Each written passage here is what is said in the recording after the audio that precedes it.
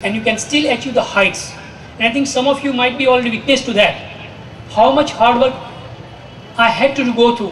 What I'm trying to tell you is, જો આપણે અથાગ પ્રયત્નો કરીશું ને, you can achieve. કારણ કે કહે છે ને, there is no alternative to hard work. પુરુષાર્થ પરિશ્રમ જ અથાગ પરિશ્રમથી સિદ્ધિ મેળવી શકાય છે. ઇવન when મને એટલામાં સારી સારી જોબ મળી અને યુનાઇટેડ નેશન્સનું જે લોકોને જ્ઞાન હશે તો they know very well that it is a completely tax-free job, the best paid job in the world, and completely tax-free means I don't have to pay one tax on my petrol or rice or anything. You're the most spoiled civil servant in the entire world. Now if I would think okay મને હવે સારામાં સારી દુનિયાની અંદર job મળી ગઈ છે, now I simply want to forget. But if I want to achieve the higher heights, I must work hard. So what I was used to do, 8 થી 5 8 થી 6 જે પોતાની ઓર્ડિનરી જોબ તો કરવાની છે, અને મારા જે સહાધ્યાયી મિત્રો છે એમને પણ હું સૂચન કરી શકું અથવા તો કહી શકું કે ત્યાર પછી I used to teach my wife because she was also new to the country. I used to teach my children, and late in the night, always 365 days I'm telling you, 365 દિવસ વીકેન્ડ પણ નહીં, દરમિયાન હું કામ કરીને આ બધા પુસ્તકો, આ બધા જે આર્ટિકલ્સ બધા લખ્યા છે, it was during the last 10 years only. And it is not surprising કે આફ્ટર એક વખત લખવાનું શરૂ, બે વખત લખવાનું શરૂ કરો ત્યાર પછી તો તમને તમારામાં આવી જતું હોય છે. મારો કહેવાનો મતલબ એ છે કે અથાગ પરિશ્રમ કરો ને તો you can achieve. People will refer to you. All my books, all my articles, all my lectures, it's just but the result of this hard work. What I'm trying to tell you કે જો આપણને સિદ્ધિ મેળવવી હશે તમારા લોકોને, અને જો તમે અથાગ પરિશ્રમ કરશો તો પણ તમને ઘણું બધું મળી રહેશે. જો તમે સિન્સિયર હશો તો પણ તમને ઘણું બધું મળશે. ડિટર્મિનેશન હશો તો પણ તમને કશુંક ને કશુંક તો મળશે જ. Let me tell you also about, આપણે કહે છે મને ગુરુ જ હોય, મને સારા સાહેબ નથી મળતા, મને સારું ટ્યુશન નથી મળતું, એના કારણે I am not able to achieve the things. This is again not founded. એકલવ્યની સ્ટોરી તો આપણી સામે છે જ કે એને માટીનું પૂતળું બનાવ્યું અને એમાંથી એ શીખ્યો, બરાબર. Who am I to compare myself with him? But I can tell you, I was determined. Okay, if I'm studying international law, and those who are studying law here as well, એ લોકોને મારી French ભાષા બહુ જરૂરી છે. And as I told you, આટલું બધું I used to be so busy, so I hardly afford to go to special classes. I learned myself French language without any coaching classes. Of course, I appeared for the exams. From time to time, I got some tuitions. I learned myself French language. Another thing, Dutch language. I just determined within 3 months I should be speaking Dutch language because I was living in Holland. Without tuition, without guru, I just picked up Dutch language. And I can tell you, if you are so much determined, you can pick up any other foreign language while you are sitting here in this city. Because I'm just one of you. I'm not a different person. I'm just very one of you. At the same time, steno. I mean, people think, why steno is important. It is outdated. It is very important. Because you are serving the highest diplomacy, one can say, in the world. And when you are going to attend meetings, you don't have time to write, But steno, as you know, shorthand language. મને લાગ્યું કે જો હું shorthand શીખી જઈશ તો કોઈ પણ આવી મિટિંગ એટેન્ડ થતી છે, we can quickly put up the notes. I just bought the books. I learned myself and I never forgot. મારું કહેવાનો મતલબ એવું છે કે તમારે જે પણ શીખવું હશે, ઓફકોર્સ ગુરુ હોય તો of course it is wonderful, but if you don't have one, I think Eklavya's were there in the histories or in ancient times, but I think you can be a very well Eklavya of 2010 and years to come. Finally, I would say to you that સાદગી અને નમ્રતા પણ બહુ જરૂરી છે. કોઈ પણ ફિલ્ડની અંદર આપણે જઈએ તો જો આપણે આ સાદગી અને નમ્રતા જાળવી રાખીશું તો તમારું માન સન્માન તેમજ તમારી ઇન્સ્ટિટ્યુશનનું નામ પણ તમારી સાથે જોડાયેલું હોય છે, અને એનું પણ એક નામ અને સન્માન ઘણું ઊંચું આવતું હોય છે. Let me tell you also my next plan. What I'm trying to tell is vision. મેં કહું ને સ્વપ્નથી દ્રષ્ટિ સુધી. Now I'm back to India. મારું એક વિઝન છે કે why not universities provide the legal infrastructure to the country. IIM આવી ગઈ, IIT આવી ગઈ, તો આપણા દેશની અંદર કાયદાનું જે માળખાની બહુ જરૂરી છે.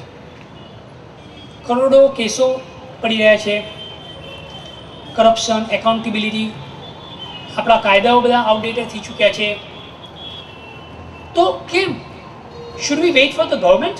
Should we wait for the judiciary? And why not the university themselves can take the initiative? And we are taking this initiative as Gujarat National Law University. To give a couple of examples, we have started giving assistance and legal advice and legal research whenever needed. To provide legal advice on, let's say, be it climate change, be it on energy laws, be it on drafting education bills. That is what I call active assistance to the stakeholder. આપણે ત્યાં શું થયું છે? Why do we look at Harvard and Yale? કારણ કે એ universities એમને જે governments છે એમને પણ એક્ટિવ અસિસ્ટન્સ આપે છે. ત્યાં આગળ શું થયું છે? એજ્યુકેશન ડેવલપમેન્ટ, અહીંયા આગળ આપણે ત્યાં કહ્યું છે શિક્ષણ, એજ્યુકેશન ડેવલપમેન્ટ અને સમાજનો વિકાસ સાથે સાથે ચાલે છે. Whereas in the Western countries, it has been integrated. And that is whole my aim. That the university, the Gujarat National Law University, should provide that model to the government of India, government of Gujarat, so that we become a kind of role model to them to give the legal infrastructure. Similarly, including this Anand Law College here, ફક્ત Gujarat national law યુનિવર્સિટીને અમારે ત્યાંથી સારામાં સારા સ્ટુડન્ટ્સની ઈચ્છા. આખા council of India, bar council Gujarat, even the judges of the Supreme Court of India have thrown full support, and they are telling us that we are very happy that you are becoming indeed a role model.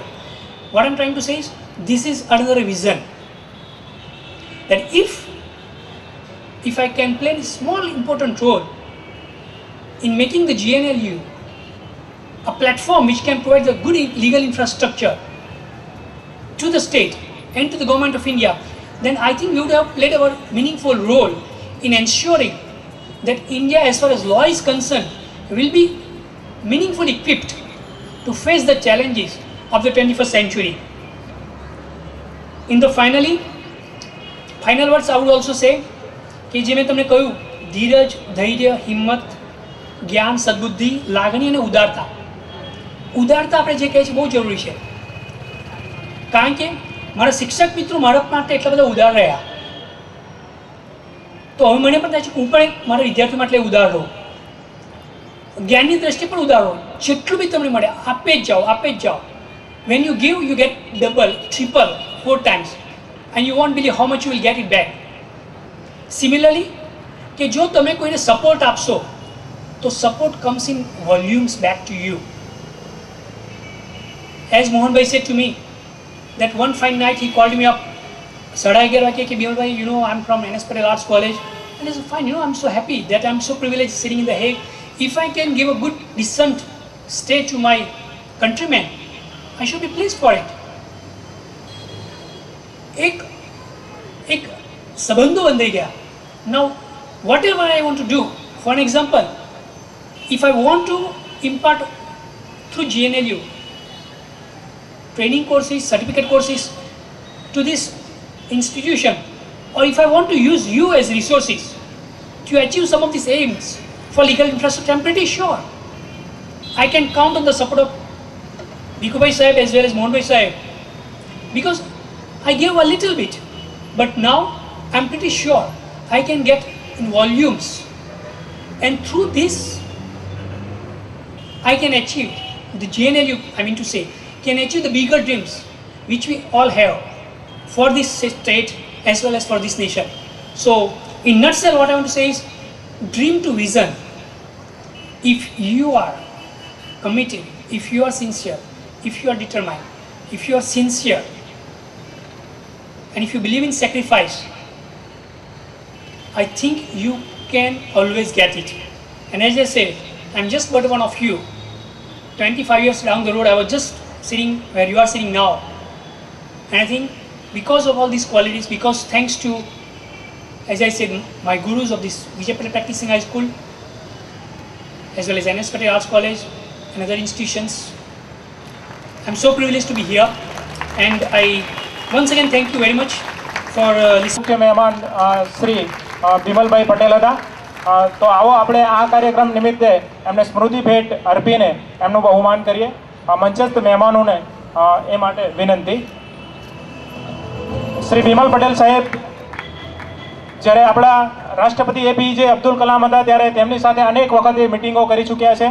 અત્યારે પણ એવો માત્ર 24 કલાકમાંથી 4 જ કલાક ઊંઘે છે, બાકીનો 20 કલાકનો સમય તેઓ સતત કાર્યરત રહે છે. તો એ માટે આપણે ખૂબ ખૂબ તાળીઓથી તેમને વધાવી લઈશું.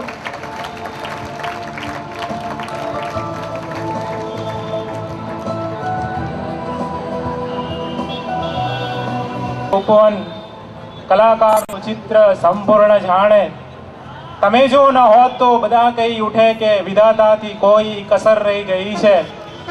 જેમની ઉપસ્થિતિથી માત્ર આપણને ઉપવનનો અનુભવ થાય એવા આપણા ટ્રસ્ટના આદરણીય શ્રી ભીખુભાઈ પટેલ સાહેબ, જેઓ આ વર્ષે 60મા વર્ષમાં મંગલ. આપણને એવું કહેવાનું મન થાય કે મહાભારતના યુદ્ધમાં જે કાર્ય ભગવાન કૃષ્ણએ કર્યું તેવું જ ઉમદા કાર્ય આજે ટ્રસ્ટમાં શ્રી ભીખુભાઈ પટેલ સાહેબ કરી રહ્યા છે. એ પછી યુદ્ધ હોય કે સંધિ હોય કે પછી વિદ્યાનો વિકાસ હોય, કદાચ તેમની રાહબરી અને માર્ગદર્શનને કારણે જ અમારા NS પટેલ આર્ટ્સ કોલેજના અર્જુન એવા ડૉક્ટર મોહનભાઈ પટેલ આવું ઉમદા કાર્ય કરી શક્યા છે અને કરી રહ્યા છે. મહાભારતના યુદ્ધમાં મોહન સારથી હતો, તો અહીં શ્રી સારથી તરીકેનું કાર્ય ભીખુભાઈ પટેલ સાહેબ કરી રહ્યા છે. તેમની રાહબરી અને સુપર સંચાલન એ ખરેખર નોંધનીય છે. તો કવિ એમ કહે છે કે શ્વાસના પાના ઉપર ફોરમ લખી છે, ભીંજવી દેશે તને મોસમ લખી છે, કાળજે ટાળક વડે એવું બને પણ એક પંક્તિ આમ લીલીછમ લખી છે. ટ્રસ્ટની વિકાસ પરંપરાને આપે સાહેબ લીલીછમ રાખી છે. એ બદલ આ 60મા વર્ષના મંગલ પ્રવેશ નિમિત્તે મંચસ્થ મહાનુભાવો અને અગ્રમ હરોળમાં બેઠેલા સૌ NS પટેલ આર્ટ્સ કોલેજના અધ્યાપકોને પર પધારવા વિનંતી કરું છું. સ્મૃતિ ચિહ્ન પણ આજે થઈ છે તે તમે જોઈ શકો છો કે મહાભારતના યુદ્ધમાં અર્જુન જે રથને લઈને ગયો હતો એ રથની જ પસંદગી કરી છે. આ નિમિત્તે અગ્ર હરોળના NS પટેલ આર્ટ્સ કોલેજના અધ્યાપકો અને મહેમાનોને મંચ પર પધારવા વિનંતી. દરેક વિદ્યાર્થીઓને નમ્ર વિનંતી કે પોતાના સ્થાને ઊભા થઈને જબરજસ્ત તાળીઓથી આ પ્રસંગને આપણે સૌ વધાવી લઈશું. આ ક્ષણની મહાનતા આપણી તાળીઓના ગડગડાટથી ખૂબ જ સ્મરણીય બની રહેશે. તાળીઓનો ગડગડાટ ચાલુ રાખીશું આપણે સૌ.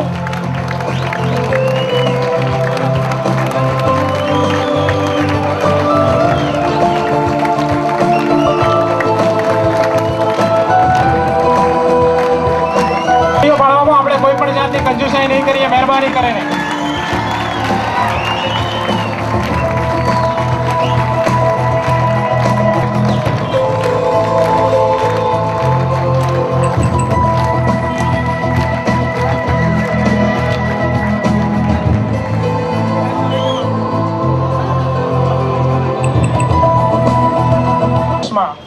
પ્રવેશી રહેલા ભીખુભાઈ સાહેબને ખૂબ ખૂબ શુભકામનાઓ અને આ રીતે જ એ વિદ્યાનો વિકાસ સતત કરતા રહે.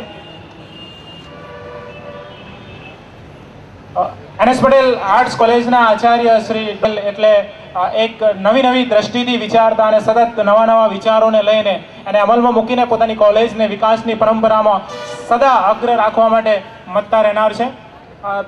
તારીખ 25મીએ અમારી NS પટેલ આર્ટ્સ કોલેજ ના જે વર્ગો છે એ વર્ગોની એક સુશોભન સ્પર્ધાનો એક કાર્યક્રમ તે ડૉક્ટર મોહનભાઈ પટેલ સાહેબના વિચારોનું એક સુંદર પરિણામ છે.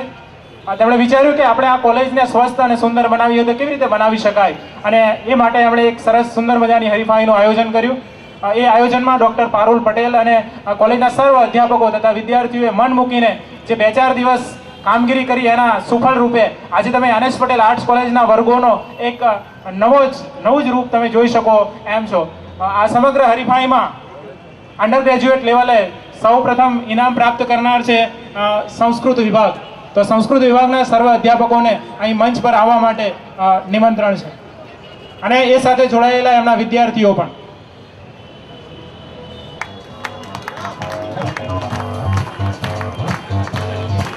સમગ્ર સંસ્કૃત વિભાગ માટે આપણે સૌ ખૂબ ખૂબ તાળીઓ પાડીશું.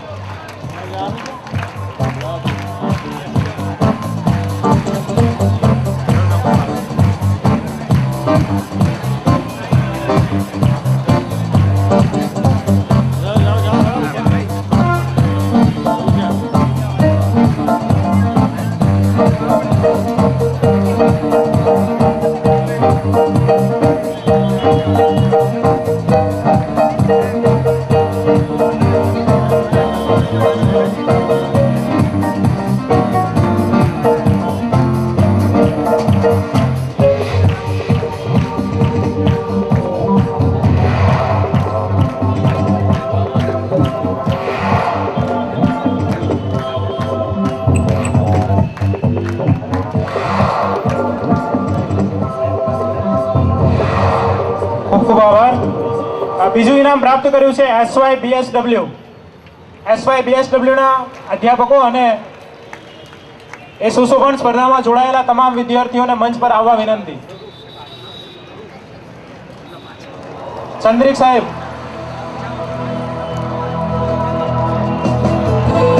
અહીં ઉપસ્થિત જે વિદ્યાર્થીઓએ આ વર્ગોની શોભા ન જોઈ હોય તે મહેરબાની કરીને આજે સહેજ એક લટાર NS પટેલ આર્ટ્સ કોલેજના વર્ગોમાં મારશે તો અમને ચોક્કસ આનંદ થશે.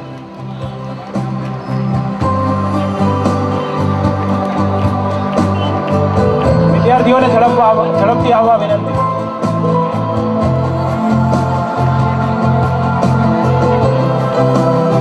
આ સ્પર્ધામાં 3જો નંબર મેળવનાર સોશિયોલોજી વિભાગના હિનાબેન ગજ્જર, હરેશભાઈ સુધાર અને તેમાં જોડાયેલા વિદ્યાર્થીઓ મંચ પર આવવા માટે તૈયાર રહે.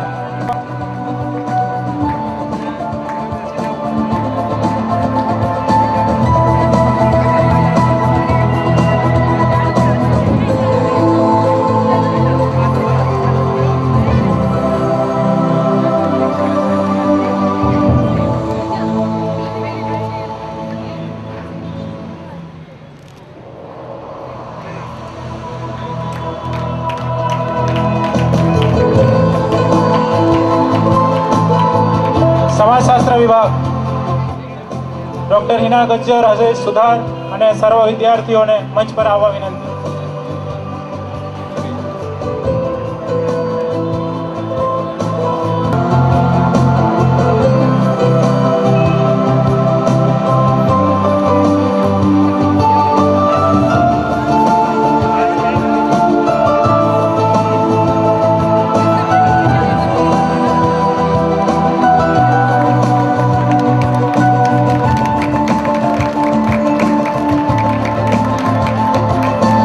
કોલેજના અંડર ગ્રેજ્યુએટ વિભાગની જેમ પોસ્ટ ગ્રેજ્યુએટ વિભાગ પણ ચાલે છે અને એમાં સૌ પ્રથમ ઇનામ પ્રાપ્ત કરનાર છે ફરીવાર એક વખત સંસ્કૃત PG સંસ્કૃત વિભાગ તેના અધ્યાપકો અને વિદ્યાર્થીઓને ફરી મંચ પર નિમંત્રણ છે.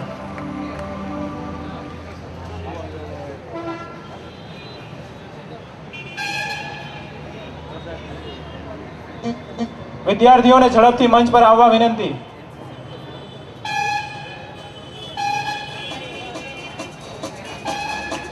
દીપલબેન દલવાણીને પણ આમાં જોડાવા વિનંતી. દીપલબેન,